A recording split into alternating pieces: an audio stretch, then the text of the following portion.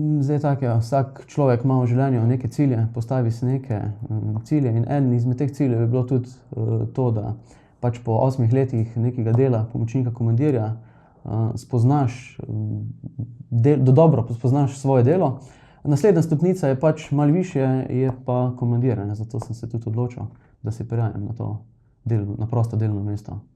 Zdaj, če primerjava to prejšnje vaše delovno okolje, bomo rekli, ne vsa leta v Slovenskih Konjicah pa Laško, kakšna razlika je, če sploh je? Razlika vsekakor je, ne. Predvsem policijska postaja Konjice je kar večja policijska postaja v primerjavi z Laškim. Večje število varnostnih dogodkov je, bi lahko rekel, da enkrat več zadev sigurno kot v Laškem. Drugače pa sam način dela policije se pa ne razlikuje v bistvu na nivoju cele države, tako da zdaj dela se opravljajo, obravnava prometne nesreče je ista ali v Kopru ali v Celju ali pa konec koncev tudi v Laškem, ne. Pokritost terena je 24 ur na dan, ne. Ali se to obnese zelo ali je moteče? Ja, mislim, moje mnenje je, da bi bilo dobro, da bi imeli tudi dežurnega policista v nočnem času. Je pa žal, to so določeni projekti se izvajali, kadrovska podhranjenost je mogoče prinesla do temu. Konec koncev pa tudi število varnostnih dogodkov, da je v bistvu manj in da se dežurni ne potrebuje. Je pa tako, da odvisno od dneva. Zdaj gospodarski kriminal, če se omejiva še na posamezna področja nekoliko. Gospodarski kriminal smo v našem kraju pravzaprav že skoraj izkoreninili, ne? Ali je še je prisoten? Glejte, še je in vedno bo.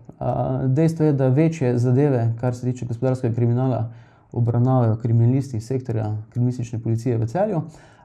Nek manjši delež, ali pa bom rekel, tam, kjer je ta škoda, materialna škoda, ki je bila povzročena z nekim dejanjem manjša, obravnavamo tudi mi v postaji. Zdaj, ostali varnostni dogodki, so vas kakšni podatki, gotovo ste jih zelo natančno preanalizirali, ko ste prišli sem, vas je kaj posebej presenetilo, recimo? Moje mnenje je, da je stanje dobro, da se občani, mislim, da počutijo varne, da bi nekaj posebej izstopajočega bilo, ni. Mogoče, no, je zadeva takšna, ki malo bode v oči, so predvsem vlomi v stanovanjske hiše. To se dogaja na območju celotne Slovenije. Te zadeve so v bistvu dokaj moteče. Drugače pa težava je tudi glavna cesta G1/5, ki poteka skozi Laško. Ta zadeva predstavlja kar težavo, tudi nam policistom in pa seveda občanom, ki so vsakodnevno na tej relaciji, predvsem tovorna vozila. Lokalni promet, težave uničujejo ceste. Mi sicer poskušamo ukrepati zoper te kršitelje, je pa res, da smo pa tudi kadrovsko podhranjeni, pa zdaj preprečili te zadeve oziroma vožnje teh tovornih vozil, predvsem tujih tovornih vozil skozi Laško, ne. Načrtujete kakšne posebne nove ukrepe, drugačne pristope?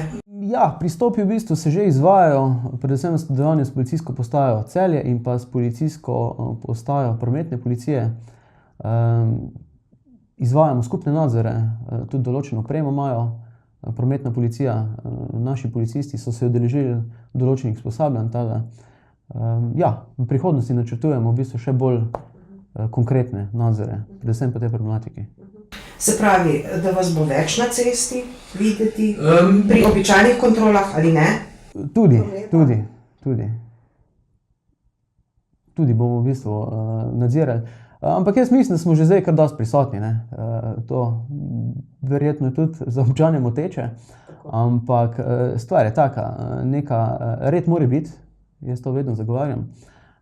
In tisti pač, ki krši, naj tudi odgovarja, ne. Je pa res, opozarjamo tudi policiste na to, da pri teh postopkih se opozarja na to, da smo čim bolj človeški, čim bolj normalni in človeku, ki naredi nek prekršek, seveda, določene stvari lahko rešimo z opozorilom. V določenih primerih pa policist te diskrecijske pravice nima in mora izdati plačilni nalog ali pa podati nek predlog na sodišče. predvsem v teh postopkih, da smo čim bolj človeški, pa da to človeku obrazložimo na primeren način.